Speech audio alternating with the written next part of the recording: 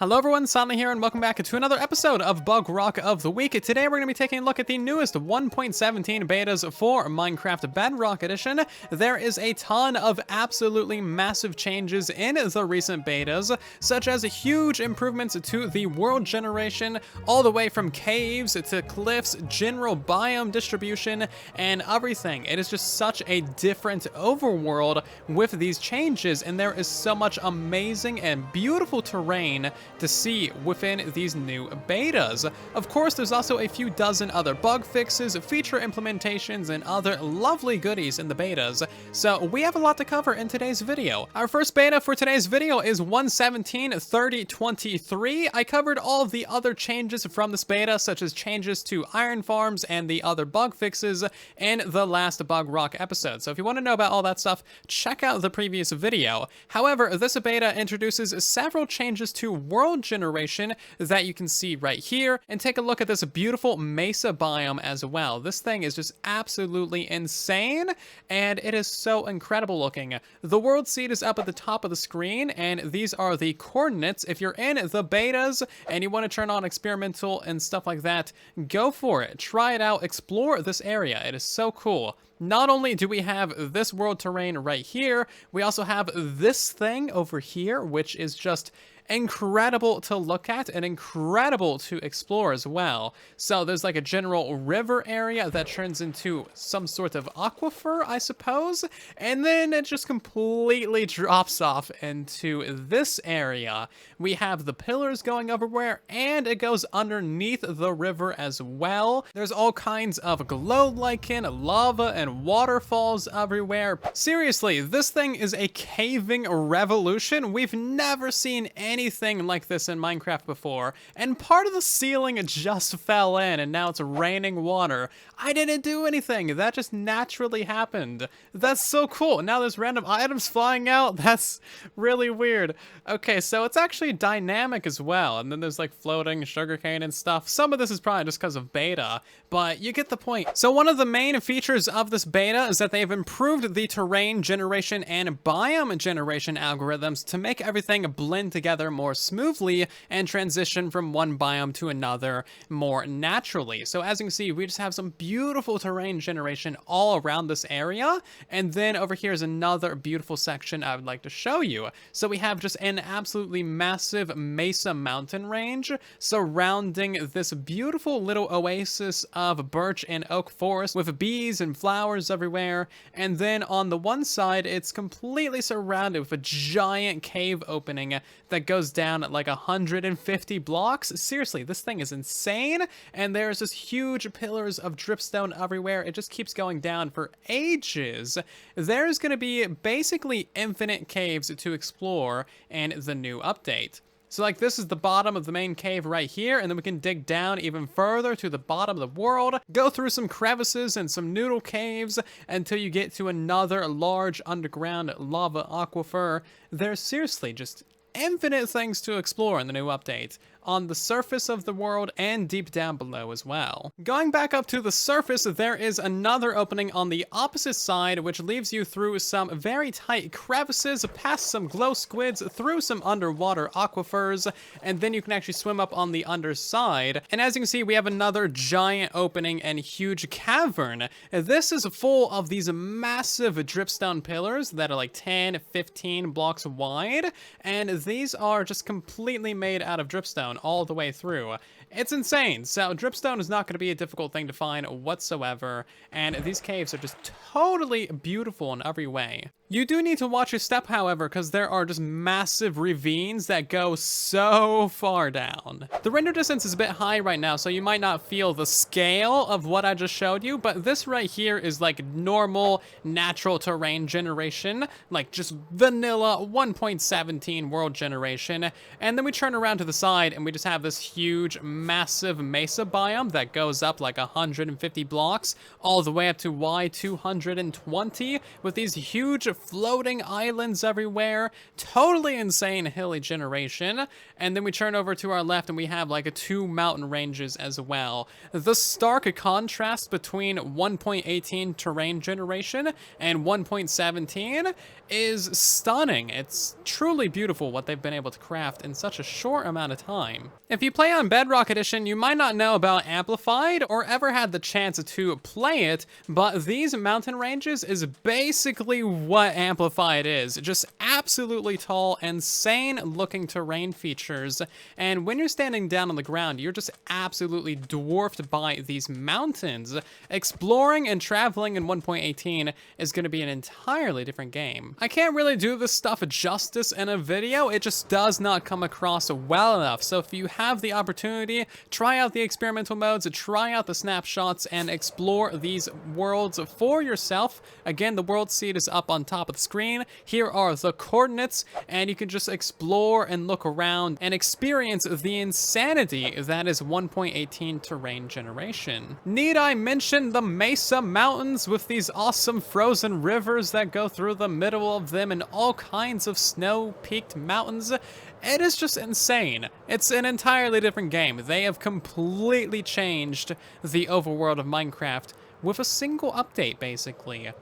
It'll never be the same. And I'm looking forward to it. I mean, honestly though, there are just rolling mountains going for thousands of blocks in every direction. Unbelievable. It's so good. You gotta try it out yourself. Play some Minecraft in these betas and snapshots and just see what you find. I think that's enough of me just drooling over the world terrain generation, but thank you so much to Moonstone on Twitter for sharing this world seed, and it is just probably the coolest beta world I've seen so far. So thank you so much. If you guys find any other cool places in this world, make sure to share it with us on Twitter. There is just so much cool things to find. Okay, this is a different world, but I just found a mesa that just goes around in a circle. There's literally just a circle of mesa. It just goes all the way around. So what is better than some terrain generation changes? Well, some terrain generation changes that make you very, very rich. They've added ore veins to Bedrock Edition in this beta. It took me a very long time to find one. I had to tear up a massive amount of the world to get to it. But as you can see, I found a raw iron ore vein. And what you'll see here is basically that all the iron ore is deep slate because we are below Y0, and it's integrated with these tough veins as well. Now, this thing goes on for quite a while. It might be a little bit difficult to distinguish from the other ores, but as you can see, it is utterly massive, and it just keeps on going on for a long, long time. So this adds quite a bit of riches to your Minecraft world. Really, all you need to do is find one of these veins, get yourself a Fortune 3 pickaxe, and then you can just keep on coming back to the same location week after week, basically mining out all of the iron that you need. As you can see, it also comes with the raw iron ore blocks as well, so that is 9 iron ingots. But yeah, this iron ore vein goes on for probably about 100 blocks, and it's utterly massive, and it's going to take you a very long time to mine it all out. However, it's going to be rather difficult to actually find these things. From my discovery, they're actually pretty rare, and they're not all connected as well. I'm not sure if this is a secondary iron ore vein or if it's part of the main one, but either way, as you can see, it is not connected to the main branch. And there's also a couple of other branches in the area that aren't connected either. This one doesn't even appear to have really any iron ore in it, so there might be some terrain generation changes to work out and tweak in these betas, but as you can see, it is just so much iron. Not to mention the sheer quantity of other ores as well. If you can't find an ore in 1.18, you're simply not looking hard enough. So that's it for beta 1.17.30.23. Absolutely stellar beta all around. Moving on to beta 1.17.30.22. This one also has a few very interesting changes, such as a massive change to how Shulker Boxes work. So as we all know, netherite items are immune to being burned in fire and lava, and nether stars are immune to explosions of all types. However, the issue arises when you put those things inside of a shulker box. So if we have netherite items or nether stars inside of a shulker box, that shulker box item could then be burned in fire, all of the netherite would be deleted, or it could be exploded and all of the nether stars would be deleted. However, nowadays, Shulker Box items will actually drop all of their contents when they're put in fire. As you can see there, everything spilled outside of the Shulker Box. Most everything that was burnable ended up in the fire itself, but all of the netherite, of course, doesn't get burned. And as you can see, when we throw a Shulker Box item on the ground, we can blow that up with some TNT, and any nether stars inside of that Shulker Box will also survive. So as you can see, the Shulker Box in that scenario just got deleted, all of the items spilled out, so we didn't actually lose the contents of the box. Now, if there's another explosion, then everything but that nether star is going to get deleted. So overall, this is a pretty massive change to how Shulker Boxes work. They're actually a lot safer now, and overall, it's just pretty much a great thing. I've also done a bunch of other testing, and I can't seem to get a Shulker Box to actually be deleted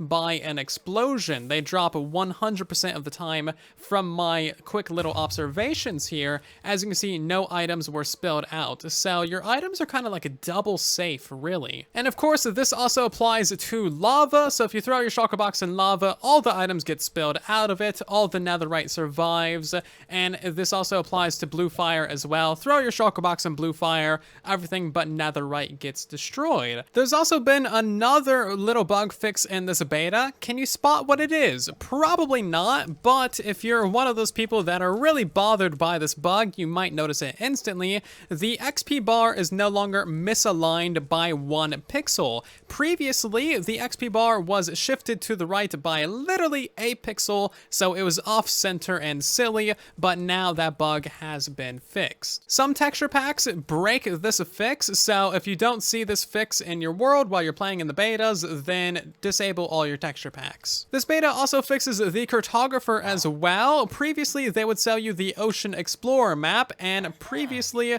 these maps would lead you to already explored ocean monuments, but now whenever you buy a map from a cartographer, it will only ever lead you to an unexplored ocean monument. Moving on to the next beta, we have 1.17.32.1, and there's only a few things of interest within this beta as well that I feel worth showing. So the first one is the fact that they've changed how you respawn and wake up from a bed yet again. This time the game will remember which direction you were facing the bed when you wake up and try to respawn you that way. So as you can see, we're on the right side of the bed right now. If we do a little bit of dying, we're gonna respawn on the right side of the bed again. If we click on the bed while we're at the foot of the bed, it's going to respawn us at the foot of the bed when we respawn, as you can see there. If we're at the pillow of the bed, it'll respawn us at the pillow side. So honestly, pretty cool. You can customize your spawn location quite a bit better, and this also helps prevent you from getting trapped with infinite death loops from bed bugs. And yes, we've had a lot of infinite loops with bed bugs on Bedrock Edition. It's not a new thing, but this change is going to make those infinite loops a lot harder to get stuck in. Beds should also do a better job of not placing you on damaged blocks, such as magma blocks or cacti or lava, when you're waking up or respawning from them. This beta also introduces the change where mob spawners will no longer emit any light. Of course, these things used to emit a very small amount of light in previous updates, making them easier to see in the dark dungeons and in dark caves, but nowadays they will no longer emit any light. This is due to the change where hostile mobs will now require absolute darkness to spawn. If you're not aware of that change, or if you're not up to date on it, I made an entire other video detailing everything that you need to know. It doesn't really affect mob farms, it's just going to make the game a lot more funner, easier to play, introduces tons of opportunities with gloomy mood lighting, and overall it's great. There's been a bug fix with powdered snow. Previously, mobs that burn in the daylight could stand next to the snow and not take any fire damage, but as you can see, that bug has now been fixed. It would appear that this episode has become lengthy, but I hope that you have enjoyed this beta review video. Stay tuned for many more episodes. There's another like 6 or 7 betas completely full of amazing features that I would love to share with you. So if you're new here, then consider subscribing, that way you don't miss future episodes. Maybe leave a like on the video, as it helps out the video and the channel a ton, and I will see you guys down in the comment section and in the next one. Thank you so very much for watching, and then there was silence.